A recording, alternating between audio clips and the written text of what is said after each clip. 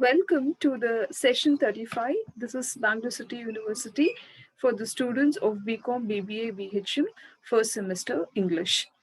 Today, we shall conclude the session with the idioms and phrases.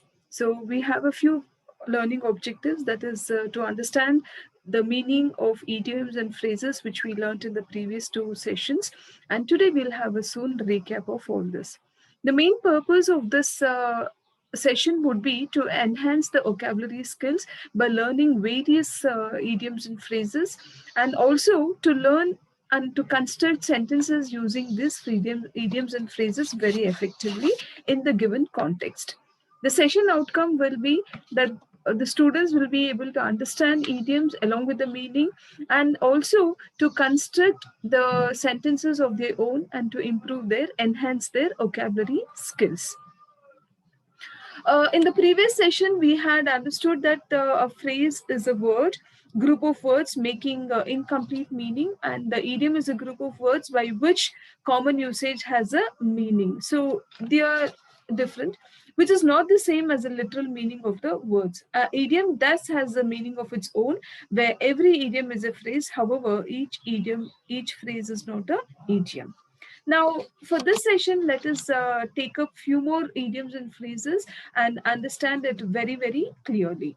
The first one, Krishna prepared for the exams only at the 11th hour.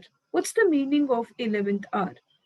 It's an idiom, 11th hour, that is at the last moment. Idiomatically, we can write the sentence like this: Krishna prepared for the exams only at the 11th hour. Build castles in the air. The meaning of the idiom to build castles in the air is to form imaginary plans. Idiomatically, we can write a sentence like this: most of the people who build castles in the air meet with misfortune. Money is a young daredevil. That means daredevil is a daring and a fearless person, is the meaning of the idiom. Daredevil means idiomatically that he is a fearless person. In order to put it in the sentence, it goes like this: Kriti is a young and a daredevil person who will certainly get into trouble. Earn one's bread. That is, the meaning of the idiom to earn one's bread is to be secured sufficiently for a happy life. Idiomatically, we can write the sentence like this: Sudhir found it difficult to earn his bread with a low income. The next fifth sentence, from the bottom of one's heart, that is most sincerely. Meaning of the idiom from the bottom of one's heart is to mean very, very sincerely. Idiomatically, we can write the sentence like this: the kind words Smriti uttered came from the bottom of her heart. Hale and hearty, to be in the perfect health. The it means to be in the perfect health. Idiomatically, we can write the sentence like this: My brother, who is hale and hearty, decided to go for a trekking. The next, even though the broad daylight, okay, is the idiom. What's the meaning of this idiom? That is where there is bright light. Okay, the broad daylight is under the sunlight. Idiomatically, we can write the sentence like this: even though the robbery was committed in the broad daylight, nobody noticed it. Okay, next. Keep one's chin up. That is, the meaning of the idiom keep one's chin up is to face trouble with courage and determination. This can be written idiomatically in this way: in the 5,000-meter race, Rashid was behind, but he kept his chin up and came first in the end. The next one, to make up one's mind. That is, the meaning of the idiom to make up one's mind is to decide or to determine.